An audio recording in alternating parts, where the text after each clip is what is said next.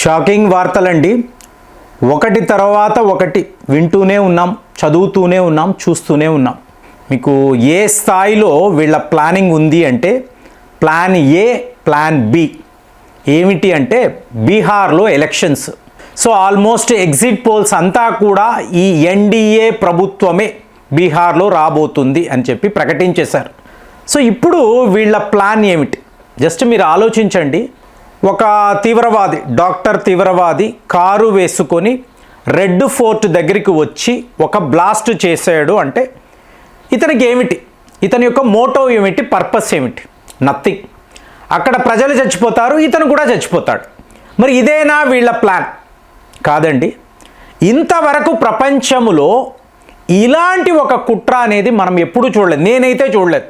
ఇప్పుడు పెద్ద పెద్ద యుద్ధాలు జరిగేవి, మీకు పుతిన్ పైన, పుతిన్ని అసాసినేట్ చేయాలి, అలాగే డొనాల్డ్ ట్రంప్ గారు మొన్న మాట్లాడాం, సో ఆయన్ని ఎలాగ హత్య చేయాలి, ఇవన్నీ వీళ్ళు ఆలోచించారు కదా.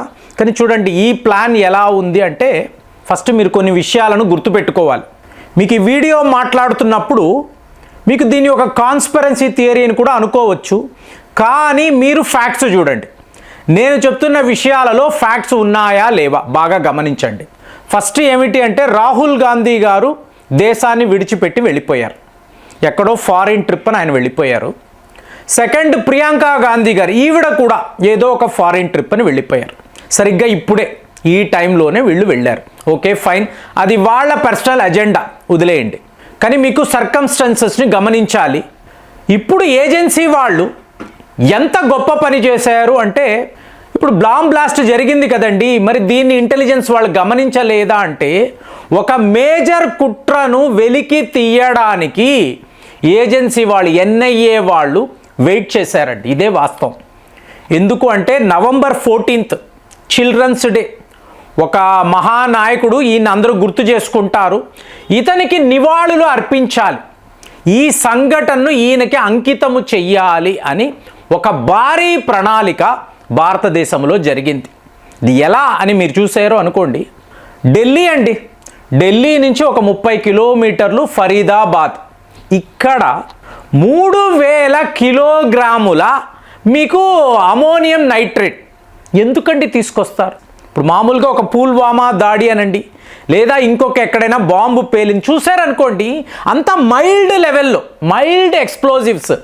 ఇక్కడ ఏకంగా ఒక యూనివర్సిటీలో ఒక గదిలో ఈ డాక్టర్లు అందరూ కూర్చొని మాట్లాడి మనము 3000 కేజీల పేలుడు పదార్థాలను సిద్ధము చేసుకోవాలి. ఎందుకు అనుకుంటారు? ఇప్పుడు ఒక 300 కేజీలు ఒక 10 ప్రాంతాలు అంటే ఇది మామూలుగా తీవ్రవాదులు చేసే పనులు. హైదరాబాద్లో కూడా జరిగింది కదా, ఒకటి మీకు గోకుల్ చాట్ అన్నారు, ఇంకొకటేమో ఇక్కడ లుంబిని పార్క్, అలాగే దిల్సుఖ్ నగర్ వద్ద ఇంకొక దగ్గర, ఇలాగా ఇదే కదా ఒక కామన్ తీవ్రవాది యొక్క మెంటాలిటీ, ప్లానింగ్ ఇలా ఉంటుంది. కానీ ఇక్కడ హైలీ ఎడ్యుకేటెడ్, హై ప్రొఫైల్ వ్యక్తులు, బాగా మీకు చైనా నుంచి MBBS తెచ్చుకున్న ఒక డాక్టర్, మీరు ఆలోచించండి, ఏజెన్సీ వాళ్ళు ఇదంతా గమనించారండి.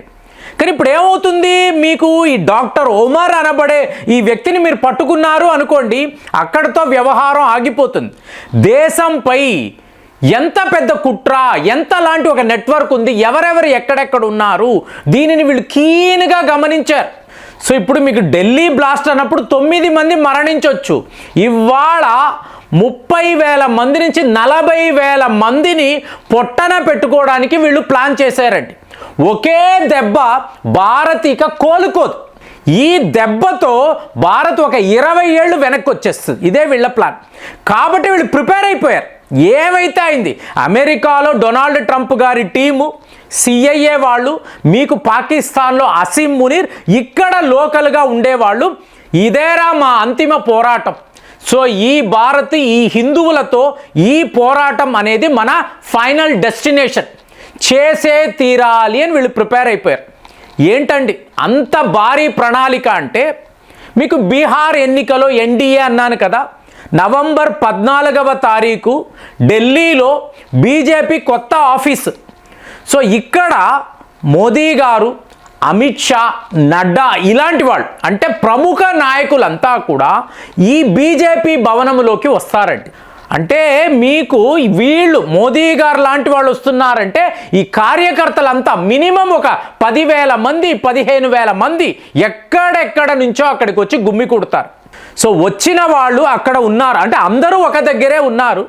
ఇప్పుడు మీరు అతి భారీ బ్లాస్ట్ను చేస్తే అంటే ఒక కారు వేసుకుంటారు, నేరుగా వచ్చి బిల్డింగ్లోకి మీరు దూసుకు వెళ్ళిపోతారు.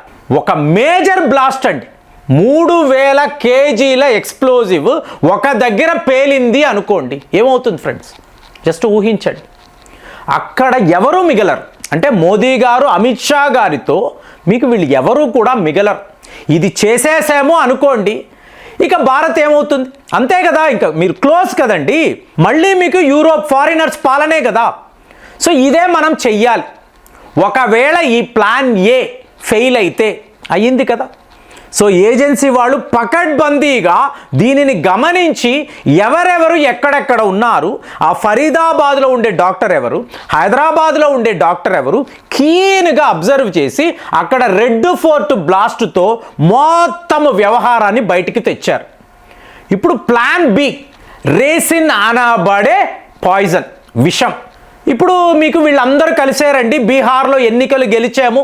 సో ఒక సెలబ్రేషన్స్, పండుగ ఏం చేస్తారండి? మీరు స్వీట్స్ పంచుతారు, అంతే కదా.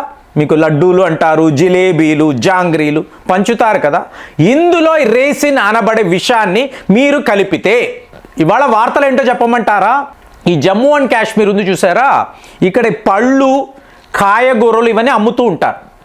మామూలుగా హిందువులు వెళ్ళి కొనుక్కుంటూ ఉంటారు. వీళ్ళకి తెలుసు ఎంతమంది హిందువులు ఎక్కడ వచ్చి పళ్ళు కాయగూరలు కొంటారో తెలుసు. ఇప్పుడు ఇందులో అంటే ఈ కాయగూరల్లో పళ్ళలో మీరు రేసిన్ అనబడే విషాన్ని కలిపితే జరిగిందండి. ఇది రియల్గా జరిగింది. అంటే కాయగూరలలో కలిసిపోతుంది. ఎలాగో మీరు ఉడికిస్తారు కదా, వండుతారు కదా, ఫ్రై చేస్తారు, దీని యొక్క రెసిడ్యూస్ బాగా తగ్గిపోతాయి.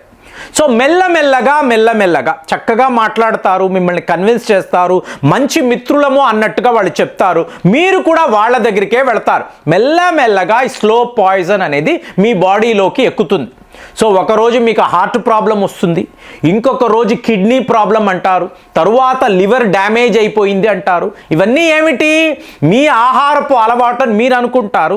కాదండి, ఈ వెజిటబుల్స్లో వీళ్ళు కలిపిన రేసిన్ అనబడే పాయిజన్. సో ఇవాళ ఆ స్థాయిలో భారత్లో హిందువుల పట్ల మీకు ఇలాంటి కుట్రలు జరుగుతున్నాయి.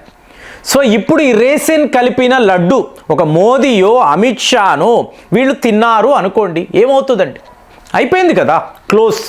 సో ఇదే వీళ్ళు రచించిన ప్రణాళిక. ఫ్రెండ్స్, ఇవాళ మనము పాకిస్తాన్ని మాట్లాడుతున్నాం. నేను కూడా అంటే పాకిస్తాన్ అనబడే దేశం వల్లే ఈ ప్రాబ్లమ్స్ అనుకున్నాం. కానీ ఇప్పుడు రియలైజ్ అవుతున్న విషయం ఏమిటంటే ఇదే భారత్లో మీకు ఎన్నో పాకిస్తాన్లు ఉన్నాయి. అవునా? ఎన్నో పాకిస్తాన్. సో అక్కడ నివసించే వాళ్ళంతా కూడా దేశం మీద కుట్ర పన్నుతున్న వాళ్ళే. ఇప్పుడు పాకిస్తాన్ యొక్క పాపులేషన్ అంటారు ఒక 25 కోట్ల మంది ఉన్నారు. హిందువులను వదిలేయండి, అందరూ ముస్లిమ్సే అనుకోండి. భారత్లో పరిస్థితి ఏంటండి? 20 కోట్ల మంది ముస్లింలు ఉంటారు. అంటే ఇందులో అందరూ అలాంటి వాళ్ళని అనడానికి లేదు, కానీ ఎన్నెన్ని పాకిస్తాన్లు ఉన్నాయి, ఎంతెంత మంది మన దేశానికి వ్యతిరేకంగా ఇలాంటి పనులు చేస్తున్నారు చూస్తున్నాము కదండి. సో భారత్లో ఉండే పాకిస్తాన్ని ఎలా ఎదుర్కోవాలి, ఎలా వీళ్ళను మట్టు కరిపించాలి, తరువాత ఆ పాకిస్తాన్ని టార్గెట్ చేస్తే ఎలా ఉంటుంది, ఇవాళ అందరూ ఇదే మాట్లాడుతున్నారు. మరి భారత్లో ఉండే వీళ్ళు ఇంతంత పెద్ద కుట్రలు పన్నుతూ ఉంటే మనం ఏం చెయ్యాలి? అసలు ఏం చెయ్యగలము? ఇప్పుడు అసలు సిసలైన యుద్ధము మొదలైందా? ఇదే నాకైతే అనిపిస్తుంది. మరి మీరేం ఆలోచిస్తున్నారు?